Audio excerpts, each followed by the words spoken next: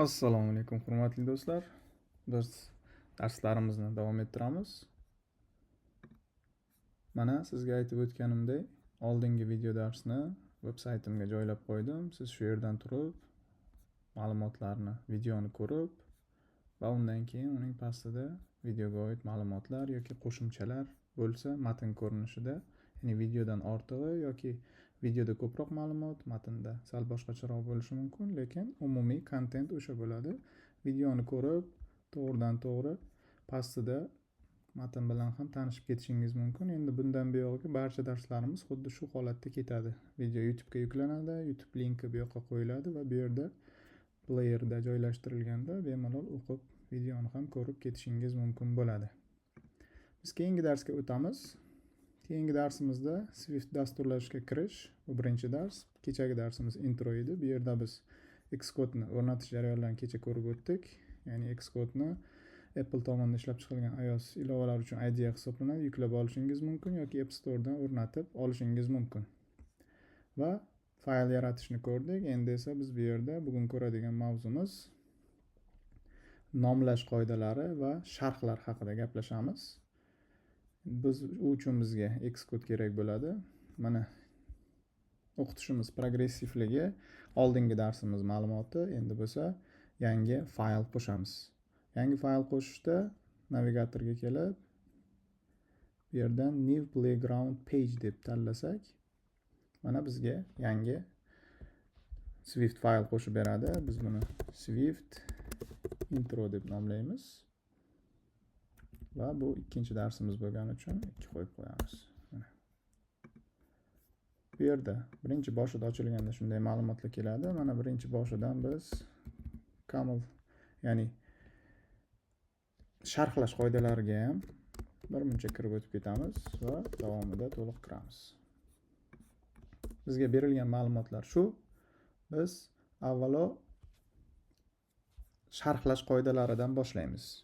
Demak, bizda mana bu ikkita slash bitta line'ni to'liq sharh holatiga keltiradi. Masalan, deylik, mana shu line bo'lsa bizda qator, ikkita slash qo'ysak, bu qatorni kompilyatsiya jarayonida kompilyator o'qimasdan o'tib ketadi. Bu izoh qoldirish, komment qismi dasturchilar uchun muhim. Ya'ni siz kod yozganingizda o'zingizni ham, masalan, 3 oydan kelib qaytib kodingizni ko'rsangiz, qanaqadir holatda tushunmovchilik bo'lishi mumkin. Shu uchun ixtiyoriy kod yozayotganda uning ust qismiga, tepasiga qandaydir sharh qoldirib ketsangiz, bu o'zingiz uchun ham yaxshi. Agar qaysidir kompaniyada ishlayotgan bo'lsangiz, u siz u yerdan ishdan ketganingizdan keyin yoki loyiha o'zgarganda sizni o'rningizga boshqa dasturchi ishlaganda ham u sizni kodingizni o'qishi birmuncha tushunarli bo'ladi. Demak, sharhda siz chunki izoh qoldirgan hisoblanasiz. Sharhlar muhim. Sharhlarning qoidasi bitta line bilan sharh qoldirishimiz mumkin. Bu sharhni qoldirish mana ikkita slashni bosganimizda ham qoladi yoki ustiga kelib command bilan slashni bosganimizda ham to'g'ridan to'g'ri shu line'ni to'liq sharhga qoldirib beradi. Bizga agar bir ikkita qatorni ham sharhga qoldirish kerak bo'lsa, belgilab turib command slash qilsak ham shu belgilangan joyni to'liq sharh kommentga olib qo'yadi. Demak, kompilyatsiya jarayoni bunda o'qimaydi va kodda hech qanday xatolik ro'y bermaydi. Endi ko'p qatorli sharh ham yozish mumkin. Bu yerda masalan deylik bizda print shu greetingni ekranga chop qilsak, mana hello playground degan yozuv bizga chiqdi.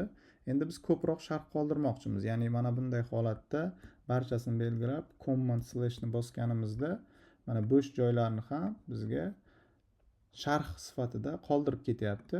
Endi bunday holat bo'lishini xohlamasangiz, masalan, slash yulduzchani bosasiz va pastiga kelib shu sharh tugaganini bildirish uchun yulduzcha slash qilsangiz, uning pastidan xohlagancha ma'lumot yozishingiz mumkin bo'ladi. Masalan, print salom degan so'zni yozdim. Endi tepadagi qismlar bizda sharh holatida qoladi va natijamiz bu yerda namoyon bo'ladi. O'zi aslida kutubxonani sharhga olish to'g'ri emas. Biz bu yerdan boshlaganimiz yaxshiroq sharhni. Demak, ko'p qatorli sharhlar kerak bo'lsa bizga slash yulduzcha va yulduzcha slashdan foydalanar ekanmiz. Agar bitta line kerak bo'lsa sharhga olishga va mana bu holatda sharhni qoldirib ketishimiz mumkin bo'ladi. Demak, sharhlar qismi shundan iborat. Bu comments deb nomlanadi. Tepasiga ham buni comments deb nomlab qo'ysak bo'ladi. Aynan sharh uchun komment yozayotganimizni bildiramiz. Bu ko'p qatorli komment, bunisi esa bir qatorli kommentni bildiradi. Yaxshi, davom etamiz. Endi bizda Swift dasturlash tilida, umuman barcha dasturlash tilida o'zgaruvchini e'lon qilish bor. Ya'ni o'zgaruvchi degan tushunchani hali biz keyingi darslarimizda ko'rib boramiz. Bu yerda mana ko'rib turganingiz var kalit so'zi bilan variable kengaytmasi, ya'ni bu o'zgaruvchi deganni bildiradi. Endi o'zgaruvchilarni nomlash juda ham muhim hisoblanadi. Birinchisi, komment sifatida izoh qoldirsangiz, agar komment bilan izoh qoldirganingizda yoki qoldirishni unutib qo'ysangiz va uni o'zgaruvchini nomlash bilan ham ifodalab ketishingiz mumkin. Bu qatordagi o'zgaruvchi yoki funksiya yoki klass nima ma'noni anglatishini o'zgaruvchini yoki funksiya nomi yoki klass nomi bilan ham uni nomlash qoidasi haqida gapiryapman.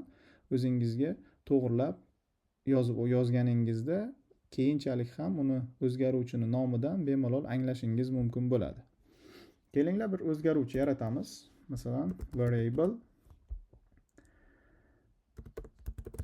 musbat son. Deylik, musbat son 23. Mana shu yerda biz mana o'zgaruvchi yaratdik. O'zgaruvchini yaratganimizda o'zgaruvchi bu yerda keladigan sonning nimaligini aytib turibdi. Demak, musbat son. Doim mana shu musbat sonni chaqirganimizda biz unga nomidan bilib turamizki, ha, bu musbat son degan ma'noda qiymatlar berib ketishimiz mumkin bo'ladi. Qachonki chaqirsak, demak musbat sonni chaqiramiz yoki manfiy son. Masalan, -7.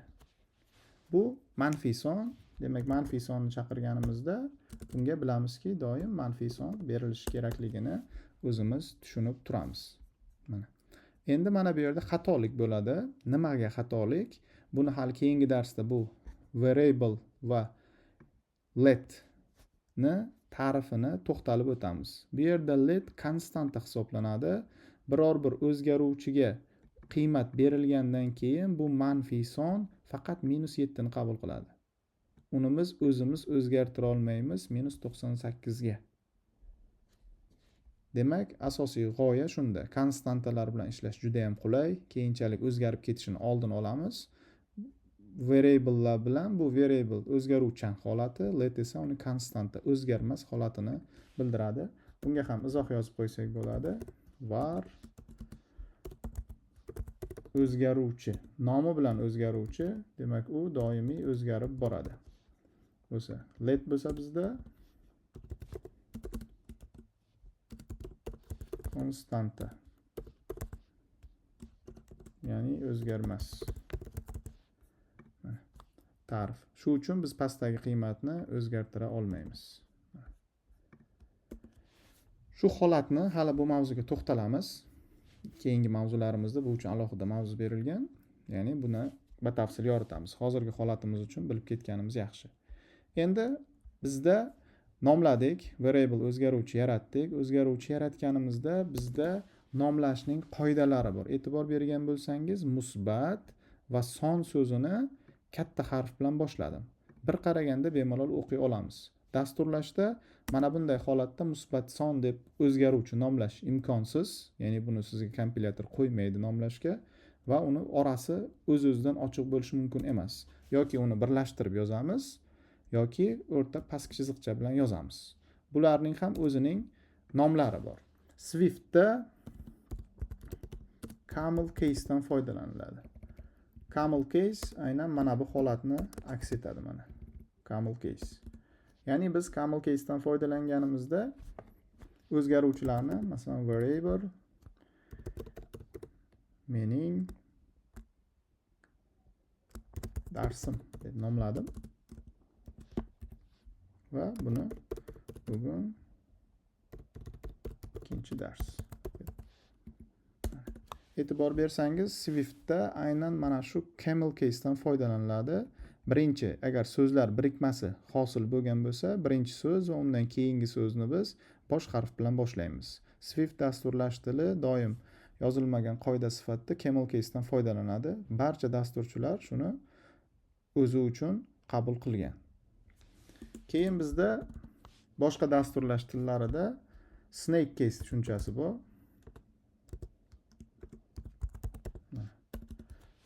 Nomlashidan ham bildingiz, snake case'da orasi pastki chiziqcha bilan ajratiladi. Masalan, var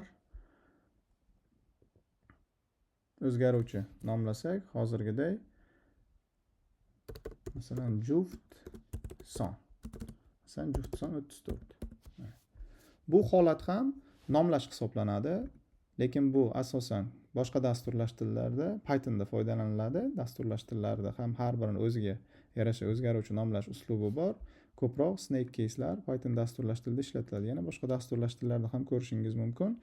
Bunday ishlatsangiz ham xatolik emas. Kompilyator buni xatolik deb bilmaydi, lekin bunday ishlatish tavsiya qilinmaydi. Demak, biz Swift dasturlash tilida barcha o'zgaruvchilarni nomlaganda camel case'dan foydalanar ekanmiz. Yana bittasi bor, bu Pascal case.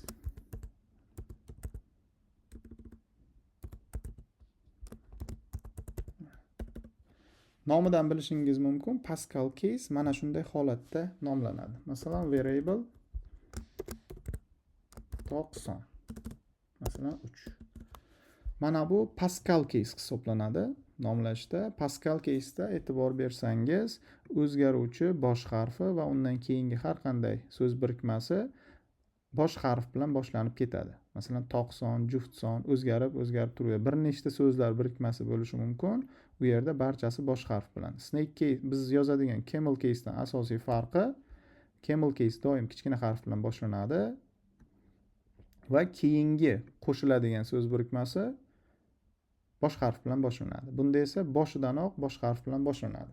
Mana e'tibor berib turgan bo'lsangiz, camel case'da ham, Pascal case'da ham va snake case'da ham bizning playgroundda hech qanday xatolik mavjud emas.